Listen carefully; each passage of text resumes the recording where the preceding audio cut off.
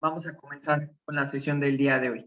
Bueno, pues acuérdense que lo que estuvimos viendo fueron las culturas mesoamericanas. Entonces vamos a hacer un breve repaso. Ya habíamos visto que, pues, Mesoamérica es un concepto que es inventado por este señor llamado Paul Kirchhoff, en el que sobre todo va a estudiar cómo es que surgieron ciertas civilizaciones con estas características culturales que se están presentando ahorita en la pantalla. Es decir, con un sistema agrícola, teocracia, con politeísmo, muchos dioses, con sacrificio humano, que era una práctica recurrente en todas estas civilizaciones, con un culto a la muerte que sigue presente incluso hoy en día, ¿no? El Día de Muertos es la representación más viva de este viejo culto a la muerte y con un conocimiento astronómico importante. De aquí, de estos elementos culturales, les había comentado, nos vamos a quedar sobre todo con teocracia y sobre todo con agricultura, que son los elementos que más nos preguntan en el examen. Teocracia, ¿por qué? Pues porque teocracia finalmente es el sistema con el que van a gobernar todos los gobernantes desde épocas muy remotas en las culturas más antiguas mesoamericanas y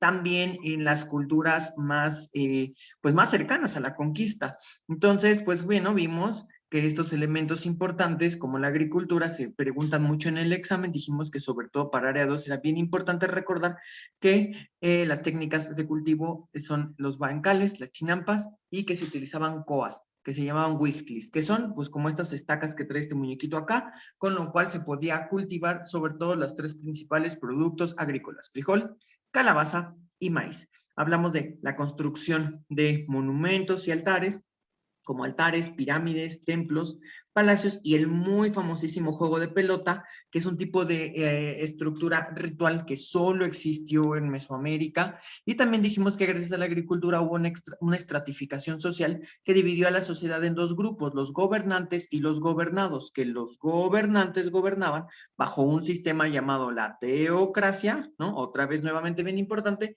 y que los gobernados eran campesinos y artesanos principalmente, que específicamente, y esto en realidad es nada más para los que vayan a presentar CCH en UAM, estos grupos, los grupos gobernantes se llamaban pipiltin y los grupos gobernados recibían el apelativo de masehualtin, pero esto nada más entre los mexicas, pues como vimos la sesión pasada, existieron muchas civilizaciones que antecedieron a los mexicas en el tiempo.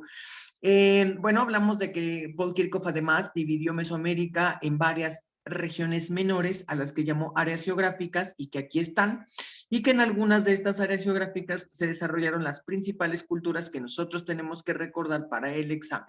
Esas principales culturas también, bueno, van a empezar a surgir en el tiempo y es otro investigador llamado Román Piñachán quien estudia cómo es que van sucediéndose en el tiempo, es decir, cómo en términos de evolución van surgiendo estas diferentes civilizaciones. Entonces, acá lo que tenemos justamente es que estas culturas fueron la olmeca, la cultura madre, que surge en el preclásico, que es el primer horizonte. Los teotihuacanos, los mayas y los zapotecas surgirán en el clásico, que es el segundo horizonte, y los toltecas, los mixtecas y los totonacas surgirán junto con los mexicas en el último horizonte, que es el horizonte postclásico, pero hay un desfase de tiempo. Los toltecas, los mixtecas y los totonacas surgen un poquito antes y los mexicas van a ser realmente el último pueblo en surgir en la zona del altiplano. Y bueno, pues van a construir un gran imperio, como nosotros lo sabemos, y justamente ese gran dominio es el que se va a encontrar con la llegada de los españoles. Entonces, también observamos las características de estas culturas. Hablamos de que la olmeca es la cultura madre, de que en el clásico, que es la siguiente etapa donde se desarrollaron los grandes centros políticos, económicos y comerciales, las grandes ciudades con un tamaño gigantesco y con un sistema político muy complejo, pues fue en Teotihuacán, llamada la ciudad de los dioses, ni más ni menos por su importancia y tamaño. Los zapotecas, quienes eran considerados la gente del país de las nubes, porque las ciudades de Mitla y Monte Albán en el área de Oaxaca se encuentran sobre la sierra oaxaqueña, entonces pensaban que vivían más arriba de las nubes. Y los mayas, que se caracterizan por su gran desarrollo, por su gran desarrollo cultural, digámoslo así, ¿no? Ya que, bueno, desarrollaron el cero, que es bien importante, la invención del cero, y también nos han llegado a preguntar a las 4 áreas por estos libros muy importantes que hablan de su mitología, de su cosmovisión, es decir, de su forma de ver de entender cómo se había creado el mundo, como el Popol Vuh Chilambalam, se encontraron en la península de Yucatán, en Guatemala, Chiapas y Belice, y también en el examen nos preguntan cómo ellos llamaban a este dios milenario mesoamericano, característico de todas las culturas, Quetzalcóatl, ¿no? Y bueno, a ese dios le llamaban Kukulcán, ¿vale? Y finalmente dijimos que las culturas del posclásico pues se van a desarrollar de la siguiente manera. Primero tenemos a los toltecas en la región de Pachuca, ¿no? Muy cerca de Pachuca, en Hidalgo, en Tula. Ahí se van a desarrollar los toltecas. Su principal aporte son estas enormes esculturas gigantes de 4 o 5 metros que reciben el nombre de Atlantes de Tula. Los mixtecas en Mitla, en el área oaxaqueña, ahí ya nada más nos preguntan por dónde surgen en Mitla, y los totonacas en el Tajín y Papantla, donde son los voladores de Papantla, ¿no? Y de esto nos han preguntado que, pues, a quién estaba consagrada la pirámide de los nichos en Tajín. La pirámide de los nichos de Tajín, el Chilito, yo siempre digo, ¿no? Los totonacas son los del Chilito, para que nos acordemos, ¿no? Estaba dedicado al dios del trueno, que es otra representación de un dios llamado Tlaloc, dios de la lluvia y del trueno. Ellos se encontraban en el área del Golfo. Y finalmente lo que vamos a tener es, ahora sí, en el mismo lugar donde surgieron los toltecas, bueno, en la misma área, pero en la zona de lo que se llamaba el lago de Texcoco, van a surgir los mexicas o aztecas, que son la última gran civilización mesoamericana. Los mexicas o los aztecas, pues, desarrollaron una ciudad muy importante llamada México Tenochtitlán, que se encuentra en lo que hoy es se encontró en lo que hoy es el centro de la Ciudad de México, en lo que llamamos el Templo Mayor, ¿no? Ahí en la catedral, en el Zócalo, un costadito. Ellos decían venir de un lugar que se llamaba Aztlán y desarrollaron un mito que se llamaba el famoso mito de Aztlán, del que según habían migrado y peregrinando, huyendo de un mal gobierno, y bueno, y que su Dios les había prometido que les daría una tierra prometida desde donde se asentarían y lograrían conquistar todo el mundo, ¿no? Y entonces aparentemente el mito se cumple porque llegan acá al islote y desde aquí logran construir una gran civilización. Bueno, Aztlán significa garzas, el lugar de las garzas. Esto nos lo han preguntado mucho en el examen. ¿Qué significa Aztlán? Aztlán significa el lugar de las garzas. Es la última civilización, y esto es bien importante porque en el examen también últimamente nos han preguntado nombre de la última civilización que se enfrentó a los españoles. Así dice la pregunta, a veces dice, última civilización mesoamericana que tuvo contacto con los españoles. Pues quienes tienen contacto con los españoles finalmente son estos mexicas o aztecas que se encuentran en el área del altiplano. Les puse esta representación de su diosa de la tierra llamada la Coatlicue, que es una diosa que además, bueno, a veces nos la llegan a preguntar en el examen, ¿no? Como la escultura de Coatlicue, ¿a quién está consagrada? Bueno, acuérdense que Coa es serpiente, ¿no? Coatl es serpiente, entonces Coatlicue, pues es esta diosa que tiene dos caritas acá de serpientes, como ustedes lo pueden ver acá. ¿Vale? Bien, hasta aquí todos vamos bien. ¿Alguien tiene alguna duda? ¿Todo cool? Díganme, coméntenme rápidamente si alguien tiene alguna duda, les voy a prender el micrófono. ¿Todo bien? Sí, profe, todo bien. Va, perfecto. Ok, entonces nos vamos a ir hacia el siguiente tema, ¿vale? Ok, ¿es diosa de la feminidad? Pregunta Fer. Sí, es diosa de la fertilidad, de la feminidad, de la tierra, representa justamente eso, esta diosa Coatlicue. Entonces, bueno, me voy a ir justamente hacia el siguiente tema, así que permítanme tantito. Les voy a pausar tantito la cámara y me voy hacia el siguiente tema. Entonces, ahora sí, coméntenme, ¿ya se aprecia el siguiente tema? Sí, ¿verdad? Ya se logra ver, ¿no?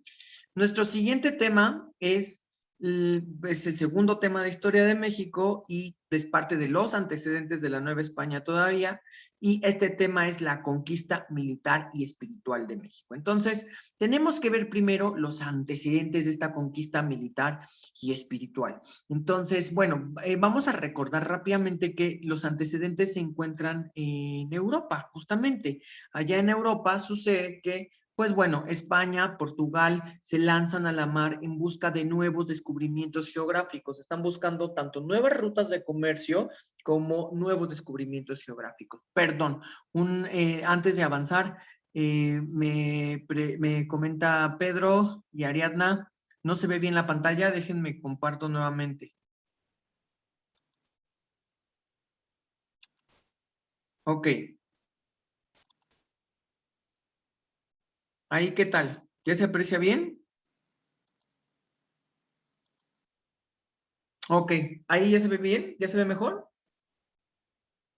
Ya, perfecto, muy bien. Ok, muy bien, muchas gracias. Vale.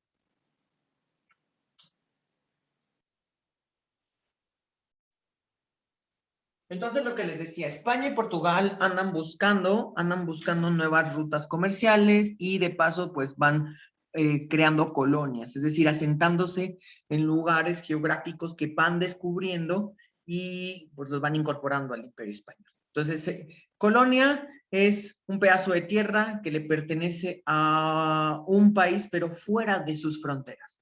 Lo que vendría siendo el ganadito, yo diría, ¿no? Algo así es el ganadito, es el ganado, el ínfimo ganado de estos países poderosos. Cada colonia prácticamente es un ganadito, ¿no? Y entonces, pues, como cualquier ganado, se benefician de ella, ¿no? Le sacan recursos, materias primas, ponen a los nativos a trabajar en favor de su poder, de su control económico, y entonces justamente eso es lo que está haciendo España. El primer gran descubrimiento, de hecho, que hace España, pues es a través del viaje de exploración que esta reina, llamada la reina Isabel de Castilla, le concede a este Cristóbal Colón. Se asocian ellos a través de un documento muy importante llamado la Capitulación de Santa Fe. Y aquí quiero remarcar una cosita que le han preguntado mucho a Área 3 y a Área 4. ¿Qué es una capitulación? Nos preguntan así literal. ¿La capitulación es un documento qué? Bueno, la capitulación es un documento que es un contrato. Acuérdense, Área 3, Área 4, mis niñas y niños de Área 3 y Área 4, es un contrato.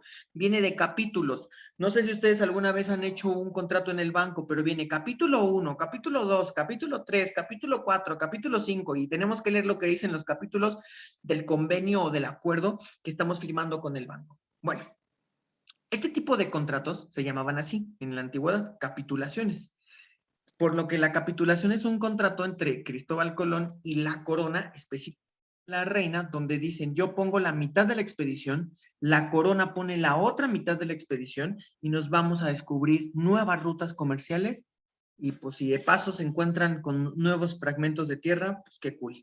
Y eso es lo que va a terminar pasando. Justamente hace unos días, el martes, se supone que celebramos que el 12 de octubre de 1492 finalmente llega Cristóbal Colón a esta zona del Caribe, a unas islitas que hoy son las Bahamas, y de ahí van a empezar a explorar, explorar, explorar, hasta finalmente quedarse con el control de Haití, que sería esta isla de acá, y más adelante se van a hacer del control de Cuba, donde van a fundar dos colonias españolas, pero ya en este nuevo continente que estarán por descubrir. Con amarillo les puse toda la ruta que hizo Cristóbal Colón, entonces piensen que en un primer momento solo están las líneas en amarillo, las otras líneas no nos interesan ahorita, ¿vale? Bueno, una pregunta muy importante para área 3 y 4 nuevamente es, ¿cuál es la primer colonia española en América? La primer colonia española en América va a ser Cuba, la isla de Cuba. Es la primera colonia en España, de América, perdón, de España en América, y ahí se va a formar una cosa que se llama ayuntamiento o cabildo. ¿Qué es el ayuntamiento o cabildo? El ayuntamiento o cabildo es la forma de gobierno que tenían los españoles en Europa y la van a replicar acá en América.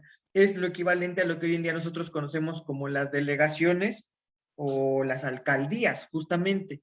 Es decir, es una oficina de gobierno con funcionarios de gobierno adentro que gobiernan a nombre de los reyes de España y que van a conceder permisos para a partir de ese territorio ir organizando la traza urbana. Entonces, pues siempre lo que hacen los españoles era poner en la casa de cabildo de ayuntamiento, la iglesia a un lado, hacer una plaza cuadrada y a partir de ahí, hacia los cuatro lados, empezar a construir casitas, que el mercado, que más casas, que pozos de agua, y así se iba extendiendo toda la unidad habitacional de la colonia, ¿no? Entonces, pues esto es el cabildo o el ayuntamiento. ¿Por qué es importante? Porque esta oficina es la que va a vigilar que se cumpla la ley del rey o de la reina de España que se encuentra en ese momento gobernando en las colonias. Y entonces, de cierta manera, ese cabildo o ese ayuntamiento va a tener muchísimo poder para poder meter en orden a quien no obedezca las leyes de España. Y por eso es bien importante. Entonces, nuestro primer cabildo o ayuntamiento es Cuba, de todo el continente americano. En Cuba van a llegar a vivir muchos españoles que se vienen de España literal a vivir a Cuba, y entonces ahí en Cuba, justamente, de ahí van a salir nuevas expediciones, porque lo que ellos quieren es encontrar una ruta que llegue hasta China y hasta India, pero además también explorar sobre nuevas tierras. Y el primero en llegar, Ari, es pues obviamente Cristóbal Colón, pero lo de Américo Vespucio es otro rollito que ahorita al final de la clase les platico, ¿vale? Porque se sale un poquito de nuestro tema, pero ahorita lo retomamos. Bueno, lo que pasa es que Américo Vespucio está pero patrocinado por los portugueses, entonces él es otro rollo que ahorita no tiene que ver con el examen, pero en realidad quien llega primero es Cristóbal Colón. Ok, bueno, pasan muchos años después de que están ahí en Cuba y entonces a partir de ese momento pues, se dan muchos otros viajes de exploración que llegan hacia muchas otras partes de América. Por ejemplo, bajan para acá, para donde está Panamá, bajan a Costa Rica, o sea, van bajando así, ¿no? Pero lo que nos van a interesar a nosotros son los que se hacen en 1517, 1518 y 1519, porque esos son los que no vienen hacia abajo del continente, sino van hacia arriba y efectivamente van a lo que hoy es el territorio mexicano. El primer viaje se los puse aquí con moradito, aquí está.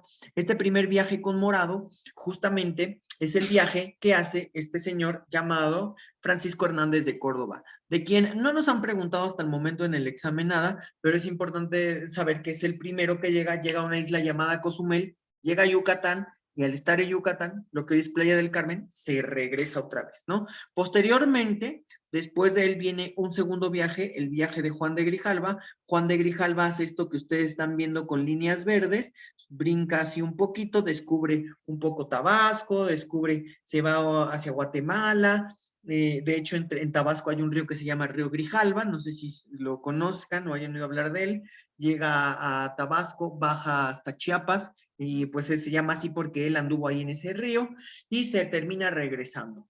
Y finalmente, después de que se termina regresando, en 1519 se zarpa el viaje de quien será considerado uno de los máximos conquistadores del Imperio Español y por supuesto pues fundador de la civilización novohispana, ¿no? De la civilización española pues en el territorio americano que antes pues correspondía a lo que es el territorio mexicano, ¿no? Estamos hablando de Hernán Cortés. Hernán Cortés también vive ahí en Cuba y finalmente Hernán Cortés pues logra entrar hasta el territorio y llegar a conocer a los mexicas. ¿Por qué se regresan? Porque se les acaban los recursos a veces o porque a veces los atacan poblaciones indígenas. Piensen que para los indígenas estas personas son gente rara, extraña, inusual, con formas, o sea, se parecen a ellos, pero al mismo tiempo son muy diferentes. Son rubios, de cabellos rizados, ojos claros, otra estatura. No digo que mejor o peor, solo son diferentes y entonces además traen cascos, traen caballos, traen cosas muy inusuales. Es como, yo siempre les digo, no sé si jugaron Halo alguna vez, pero es como si jugara cuando jugamos Halo, ¿no? Que vemos que van que van saliendo todos los extraterrestres así, con formas como de humanoides. Entonces, pues hay de dos, o te echas a correr y te asustas, o los enfrentas. Y entonces hubo pueblos indígenas que los enfrentaron y hubo pueblos indígenas que simple y sencillamente huyeron, trataron de huir. Y eso fue lo que pasó. O sea, finalmente lo que ocurrió es que los enfrentaban y ellos tenían que regresarse porque se les acababan los recursos, porque les metían unas corretizas por esas situaciones, ¿no?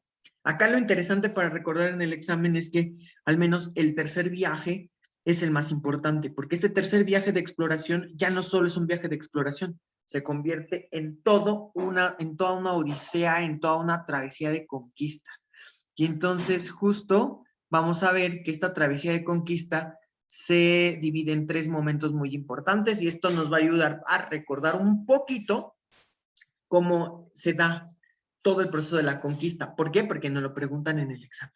Y además aquí se manchan preguntándonos, además de algunos pequeños detalles, que ahorita vamos a ver específicamente, también nos preguntan por el orden cronológico de los acontecimientos. Entonces, son 3 años muy importantes, 1519, 1520, 1521.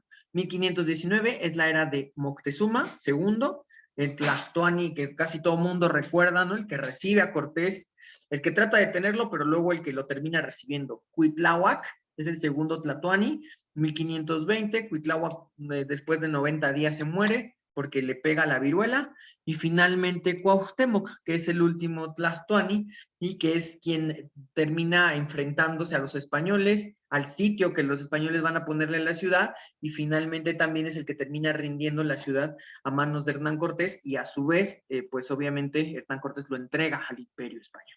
Entonces, bueno, pues eso es lo que tenemos que recordar, porque una pregunta en el examen muy constante para todas las áreas es: ordena cronológicamente los gobernantes de México de Tenochtitlán. Y entonces nos ponen varios incisos y ahí tenemos nosotros que organizar quién va primero y quién va después. Es decir, primero va Moctezuma, después Cuitláhuac y el último Cuauhtémoc. Acuérdense que Cuauhtémoc significa justamente eso, de caída, de cabeza, hacia abajo, ¿no? Su nombre significaba el águila que desciende, el águila que va hacia abajo. Entonces, ese puede ser un tip, un pequeño recurso que les puede ayudar a recordar a ustedes que Cuauhtémoc es el que va hasta el último, o que Cuitláhuac, por Tláhuac, justamente es el que va en medio. Entonces tenemos Moctezuma, Cuitláhuac, Cuauhtémoc. Elijan el de preferencia, ¿no? También yo siempre les digo, puede ser MCC, pero a veces se me confunden con quién va primero, Cuitláhuac o Cuauhtémoc, ¿no? M de Moctezuma, C de Cuitláhuac, C de Cuauhtémoc. Finalmente, Cuauhtémoc, el Cuau es el último, ¿va? ¿Ok? Hasta aquí. ¿Alguien tiene algún problema? ¿Todo bien? ¿Todos vamos bien? Va que va, muy bien.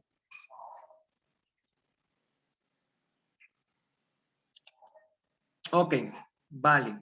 Entonces, quiero asumir que todo va bien, no ha habido ningún problema. Pues vamos a hablar justamente de cómo se va a dar este desarrollo en el año de 1519, pero antes quiero hablar de 3 detalles muy importantes que también están en el examen.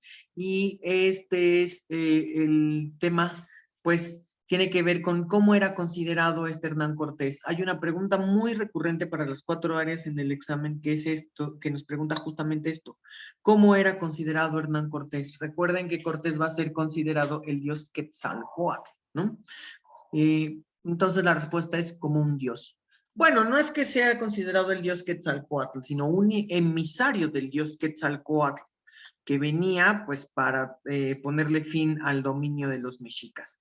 Los mexicas, ¿cómo habían obtenido su poder? Esto también nos lo han llegado a preguntar. Pues algunas de esas características de su poder es que hacían las guerras floridas, acuérdense, hacían la guerra a sus enemigos y finalmente tomaban siempre cautivos, y esos cautivos los sacrificaban acá en el Templo Mayor, cobraban tasas de tributo elevadas y pues bastante manchadas para los pueblos a los que sometían, y sobre todo su poder era militar. Pero no estaban solos, ellos tenían alianzas con otras 2 ciudades muy importantes. A este sistema se le conoció como la Triple Alianza.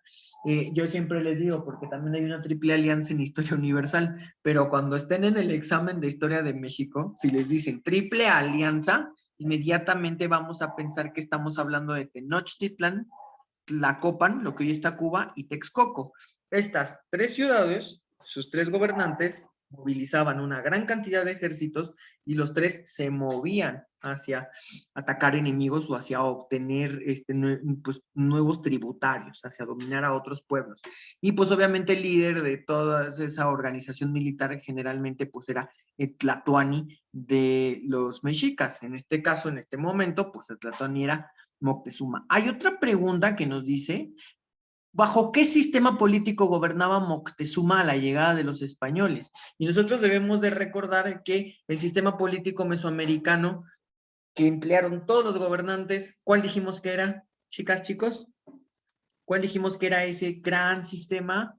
Ese sistema, pues digámoslo, con el que pudieron gobernar los gobernantes mesoamericanos, con la teocracia, ¿verdad? Exactamente, el sistema es la teocracia. Perfecto, muy bien. Este sistema teocrático, pues justo finalmente lo que, pues también es la forma en la que gobierna este Moctezuma, ¿vale? Entonces, bueno, vamos a ver cómo se da esta ruta, porque otra pregunta que nos hacen generalmente en el examen es: ordena cronológicamente los acontecimientos de la conquista y entonces justamente tenemos que ver cuáles son esos acontecimientos. Para empezar primeramente lo que vamos a recordar es que pues Cortés viene finalmente de Cuba, entonces como viene de Cuba, vamos a entrar por esta parte que es Yucatán, ¿vale?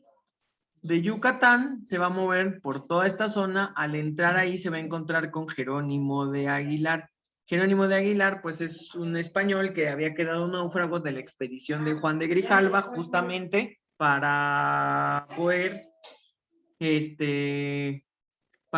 digamos, pues cuando estaba haciendo su expedición, ¿vale? Entonces, con la llegada de Jerónimo de Aguilar justamente a esta zona, pues obviamente Cortés, digamos, tiene un traductor que le puede servir para decirle más o menos cómo van las situaciones, cómo es que se mueven las comunidades indígenas y poder comunicarse con ellos. Entonces, por eso le va a ser súper estratégico.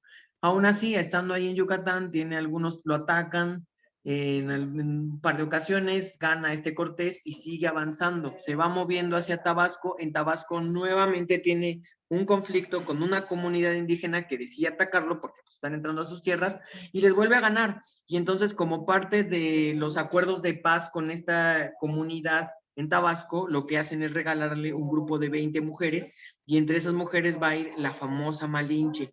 La famosa Malinche, que era una princesa indígena en realidad, pero que había quedado en desgracia y había sido tomada como esclava y servía, pues estaba como parte del servicio del señor de Tabasco, lo que hace que pues que tuviera cierta formación distinta. Entonces, pues Cortés al principio ni se da cuenta que ella tiene ciertas habilidades, pero de pronto cuando van entrando hacia Veracruz, ahí de Tabasco a Veracruz, en Veracruz se habla otra lengua que es la lengua totonaca. Acabamos de ver que son los totonacas los que estaban en esa zona, en el posclásico, y justamente pues Jerónimo de Aguilar ya no entiende absolutamente nada, porque él lo que sabe hablar era maya, pero esta mujer sí. Y entonces es cuando la Malinche demuestra sus dotes como gran traductora y pues prácticamente pues apoya a Hernán Cortés y no solo le traduce, sino también le va interpretando todo respecto a la cultura, las formas, los estilos, y entonces es cuando la Malinche cobra mucha importancia porque se convierte en una gran aliada de Hernán Cortés.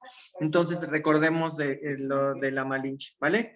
De aquí vamos a avanzar hasta Veracruz justamente, y entonces ahí en Veracruz lo que hace Hernán Cortés es hablar con el líder de esa zona, y es en el momento en el que el líder de esa zona, el gobernante de esa zona totonaca, le informa de la existencia de los mexicas. Les dice que son muy malos, que Moctezuma es horrible, es tremendo, que Moctezuma es malísimo y que les cobra mucho tributo y que los humilla y que se lleva a sus jóvenes para los sacrificios y que los tienen asoladísimos. Y entonces ahí es con donde Hernán Cortés, pues obviamente también con ayuda de la Malinche, se da cuenta de la posibilidad que tiene de hacer pelear a los diferentes grupos indígenas y convertirse en aliado de un bando de estos grupos indígenas para derrotar a los mexicas. Además le dicen que tiene mucho poder y que es muy rico, que tiene muchas riquezas Moctezuma y que la ciudad es riquísima.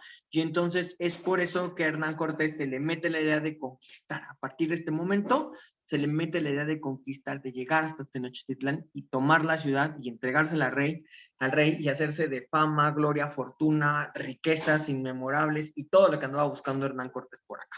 Y entonces justamente pues como sabe que se va a enfrentar a la posibilidad de que tal vez por destino, lo que sean que ustedes crean, quieran las circunstancias, lo que sea, que puede llegar a perder el control de la ciudad y que puede verse derrotado, pues lo que hace Hernán Cortés es pedirle a cacique de la zona de Veracruz, Totonaca, que no es amigo de los mexicas para nada, que le regale un pedazo de tierra para que él pueda fundar allí una villa.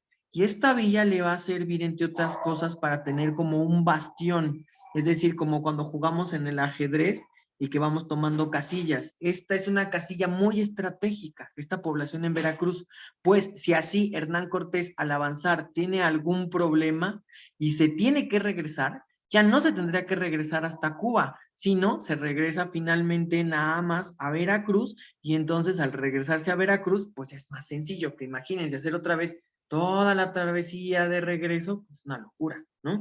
Entonces, por eso es estratégico esta fundación. Y es así como se funda la famosa Villarrica de la Veracruz. Por eso lleva este nombre, esta población, Veracruz. La Villarrica de la Veracruz es el segundo ayuntamiento, digamos, que se va a formar en el continente americano, pero es el primero que se forma aquí, en México, el primeritito de todos.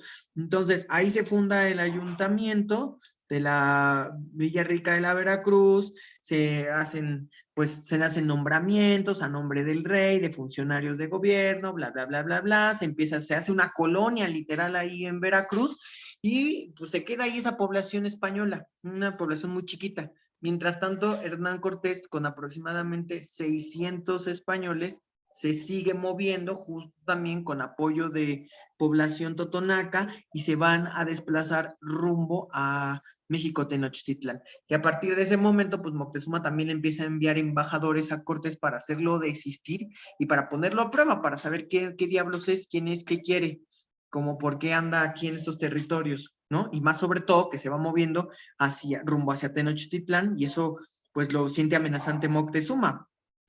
Más porque acuérdense que lo consideran que es Quetzalcóatl. Entonces, pues Moctezuma está pensando como, ¿qué rayos? Si es enviado de Quetzalcóatl, ¿no? ¿Qué quiere? Y así, ¿no? Entonces, bueno, finalmente, entre muchas otras cosas que van pasando y que para el examen no nos es tan relevante, van a llegar hasta Tlaxcala.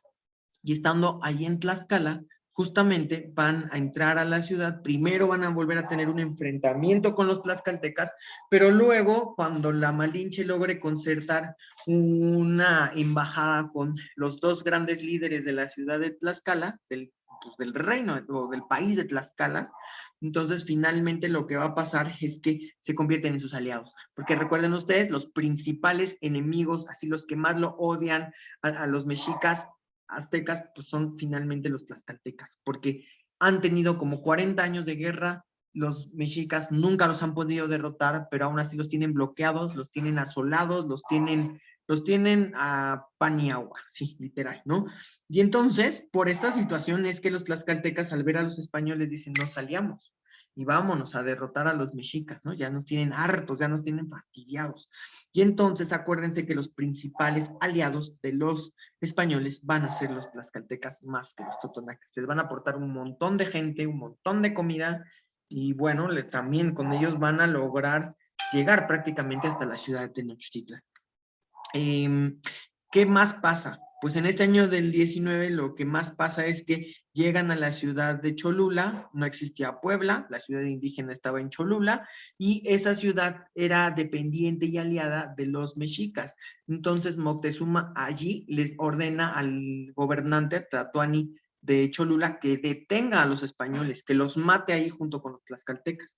Y entonces justamente lo que pasa es que Cortés se entera por la Malinche, y se da una masacre, matan a prácticamente todos los nobles de Cholula, y también pues a la gente de guerra de ahí de Cholula, y atacan, asolan la ciudad, matan a un montón de gente.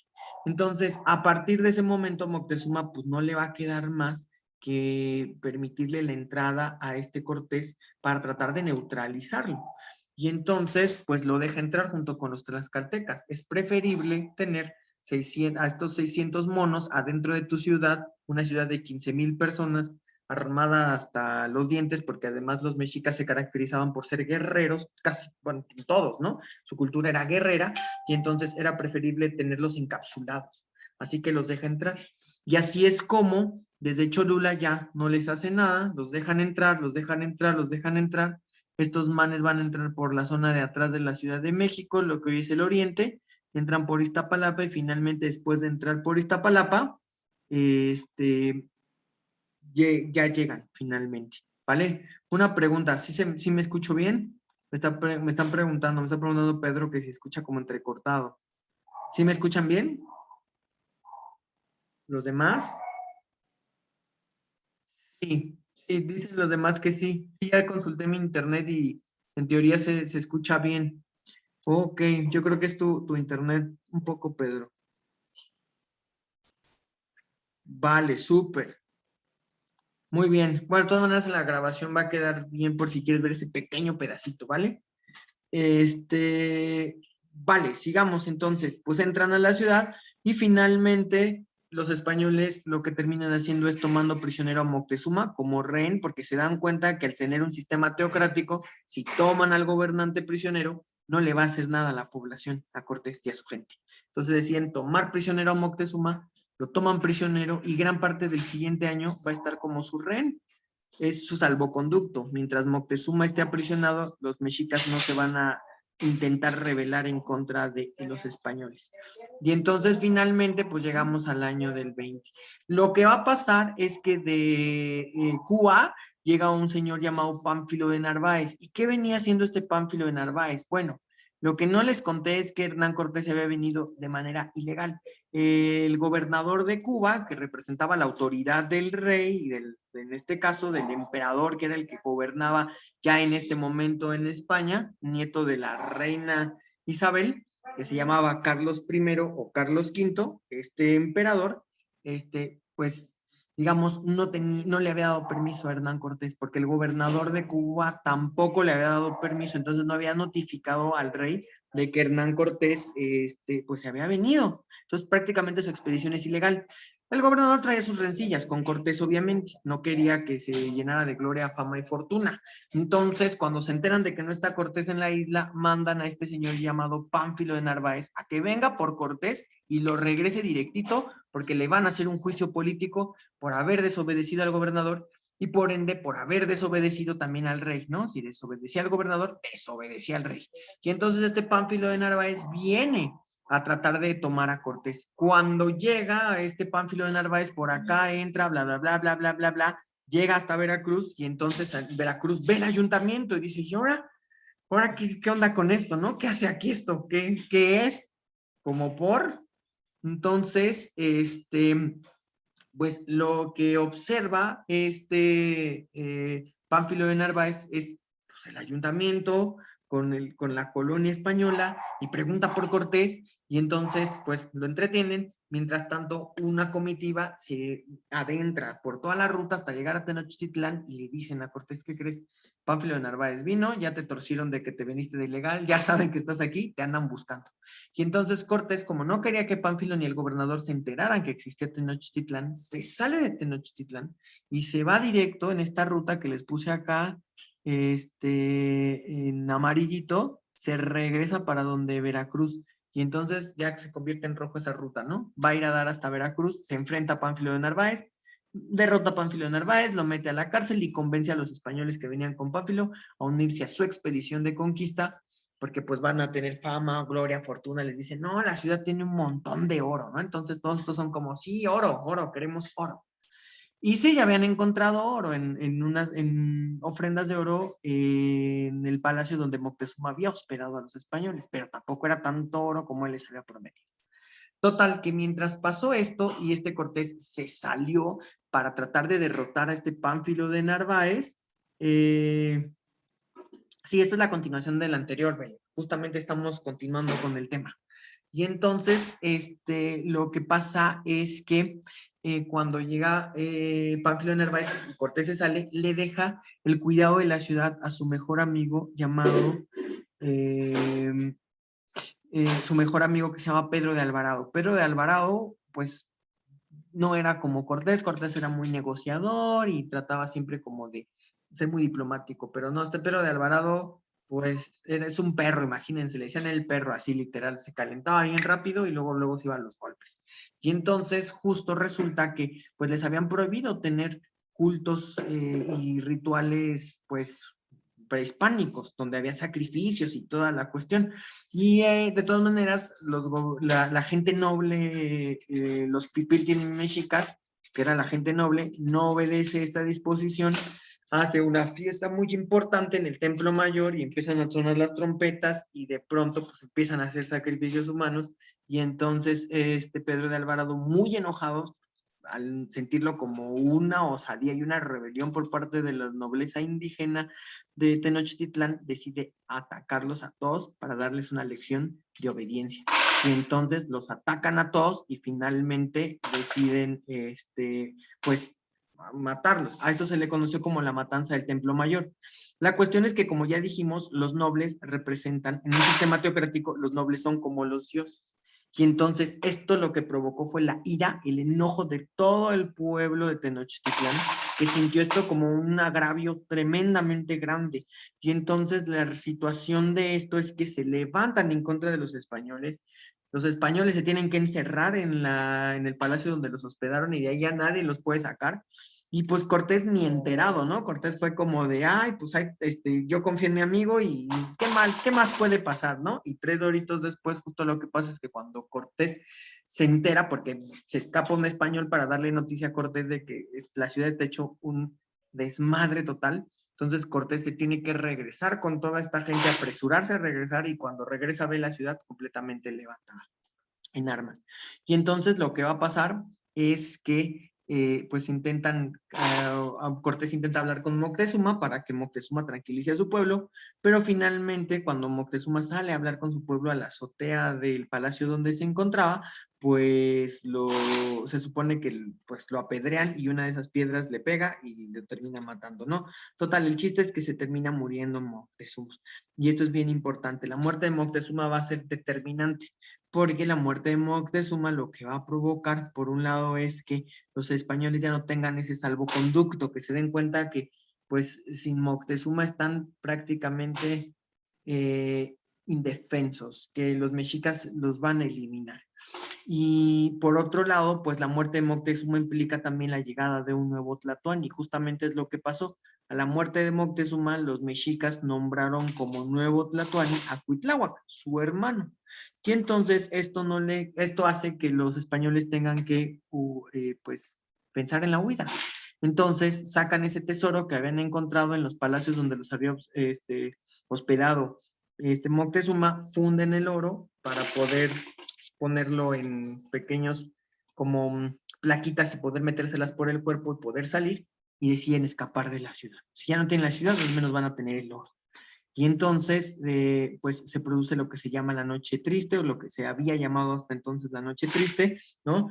Triste para los españoles, victoriosa para los indígenas, pero justo lo que pasa es que estos españoles van tratando de salir muy sigilosamente de la ciudad. Cuando son vistos, se da el pitazo, toda la ciudad se levanta en armas para tratar de detenerlos, y entonces estos españoles pues, salen corriendo por la calzada principal, una de las calzadas principales que se llama México-Tacuba, que iba a dar hacia la ciudad de Tacuba, pero acuérdense que la ciudad estaba en un lago, entonces este lago medía 3 metros, y lo que pasó es que pues por esa calzada, que estaba, pues era un camino a la mitad del lago justamente, pues lo que hacen es tratar de corretearlos para quitarles y matarlos y sacrificarlos.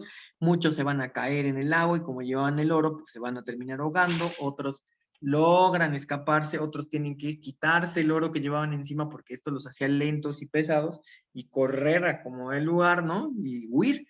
Y entonces finalmente eso es lo que va a pasar, van a llegar hasta Tacuba, de Tacuba van a tener que seguir huyendo porque los van a seguir molestando prácticamente hasta llegar a lo que es Cuautitlán y toda esa zona del norte, y de ahí se van a seguir moviendo todavía hasta darle la vuelta a lo que era el lago y llegar hacia Texcoco, y de ahí pues otra vez se van para Tlaxcala y para Veracruz, como alguna vez lo había pensado Hernán Cortés, ¿no? Y ya, y entonces mientras ellos van huyendo hacia Tlaxcala y hacia Veracruz, pues es nombrado como gobernante, como Tlatoani, Cuitláhuac. Pero Cuitláhuac va a durar solo 80 días, porque lo que trajeron los españoles, pues hablando de virus y de pandemias, justamente es el virus de la viruela. Y entonces, esta es otra pregunta que recurrentemente nos hacen en el examen.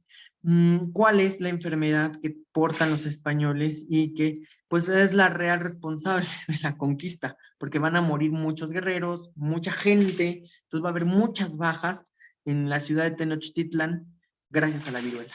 Y entonces este es el verdadero conquistador, por decir una cosa así, ¿no? La gente muere de viruela, y entonces al morir de viruela, pues se hacen muchas bajas. El propio Cuitláhuac muere de viruela también. Esto hay que recordarlo para el examen. Es Cuitláhuac Tlatoani que muere de viruela, y después de 80 días de muerte de viruela, pues entonces ahora le tocará gobernar al primo de Moctezuma y de Cuitláhuac, que era Cuauhtémoc. Finalmente, hay que recordar que Cuauhtémoc es considerado el último de los tlatoanes.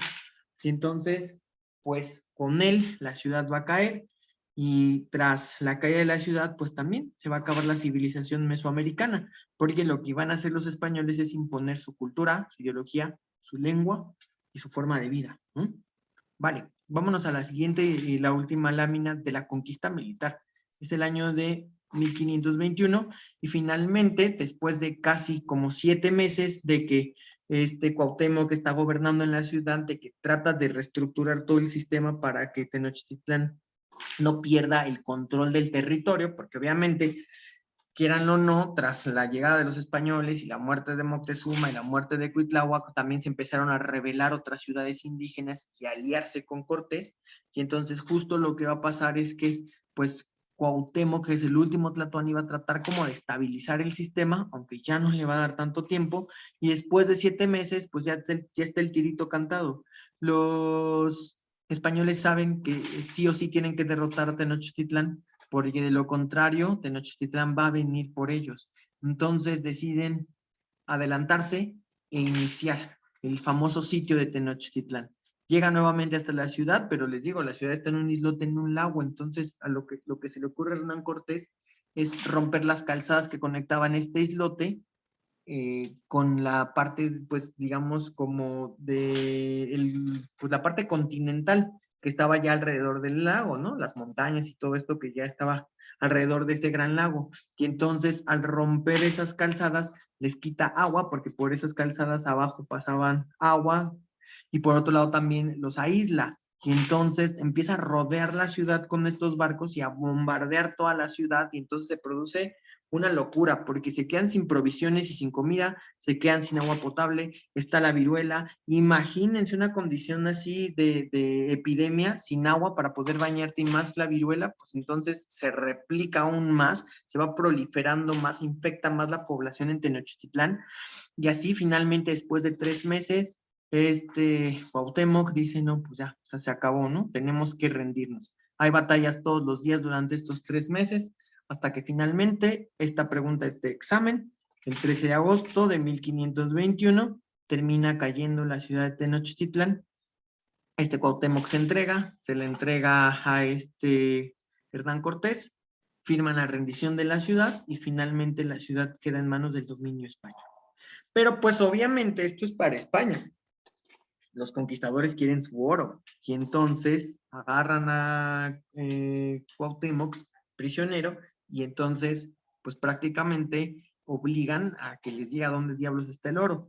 Siempre se le ha achacado a Cortés que él le quemó los pies, pero en realidad él no estuvo de acuerdo nunca con esa sentencia, solo que tampoco se metió porque hubo como una rebelión interna de los conquistadores que decían, es que nos prometiste oro, ¿dónde está el oro? Y Cortés pues tampoco se les podía dar respuesta de ese oro porque mucho de ese oro que se había perdido en la famosa Noche Triste, pues lo recuperó, se supone que Cuauhtémoc, pero Cuauhtémoc nunca dijo absolutamente nada de dónde quedó ese oro. Entonces lo van a terminar quemando los pies y a eso se le conoce como el suplicio de Cuauhtémoc.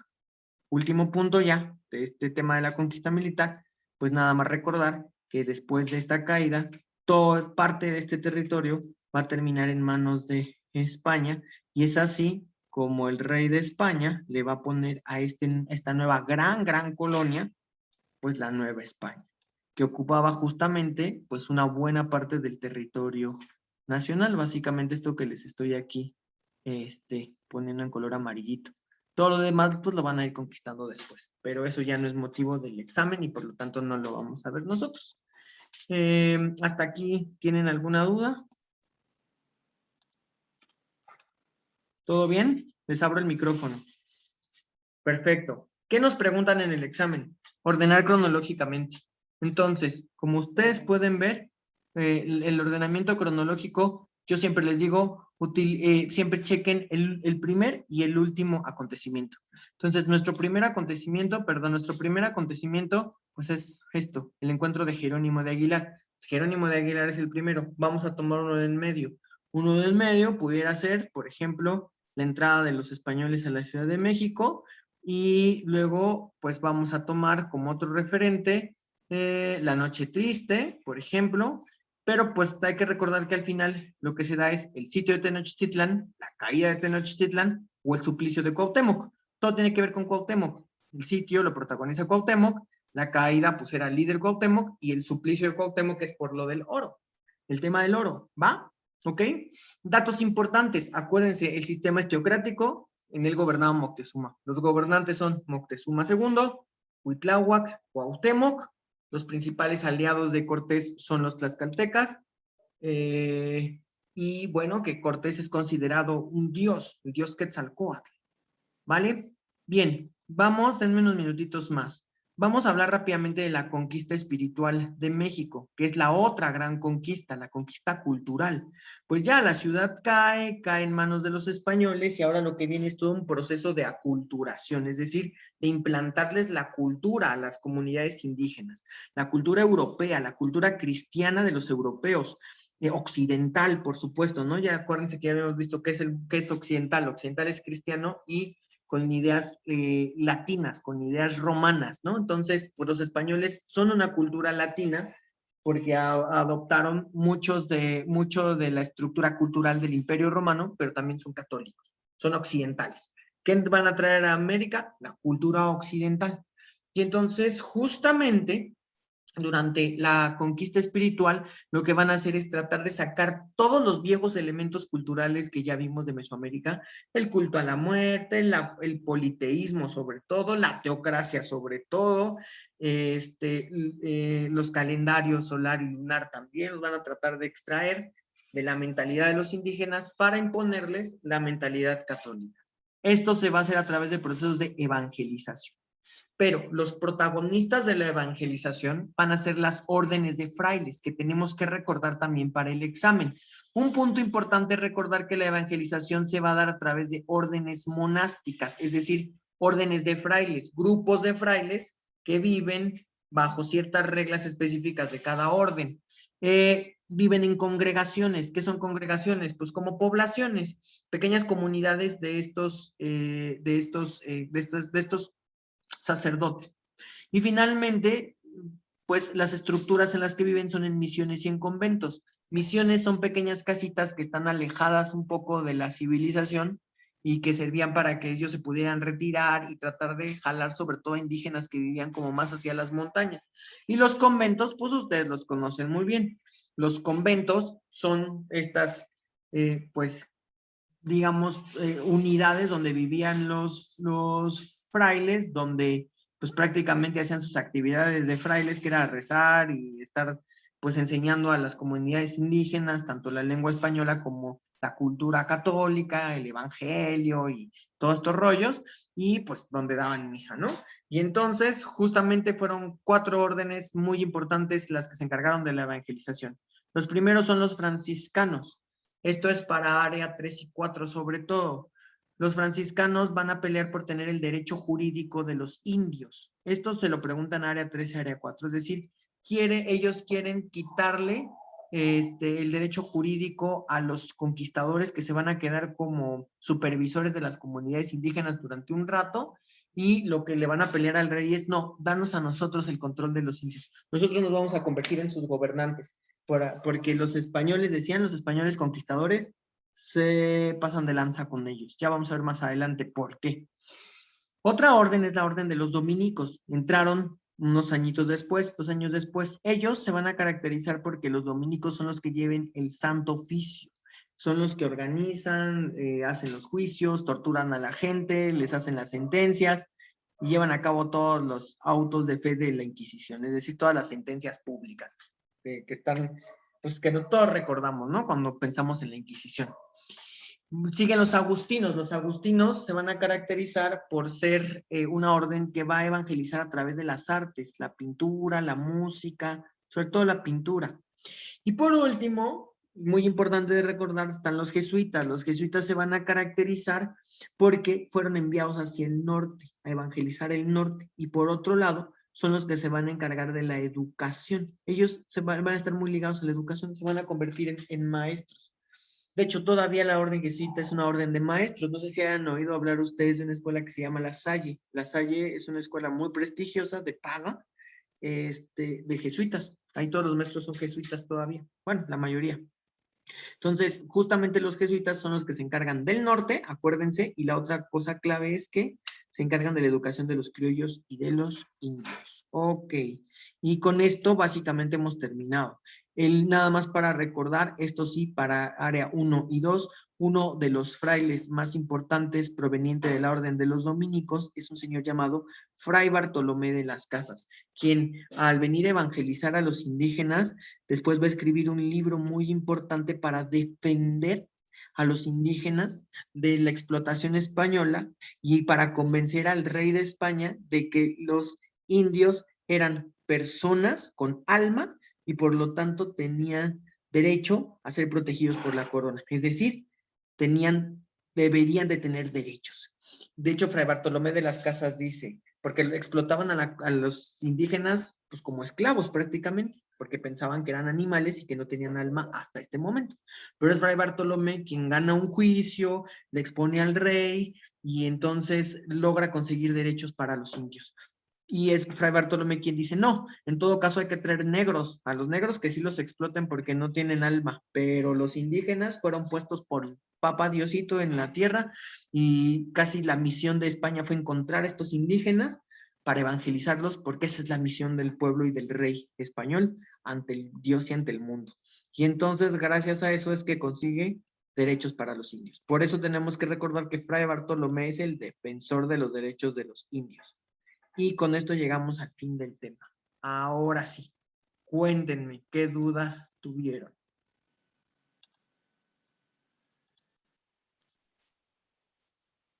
Yo.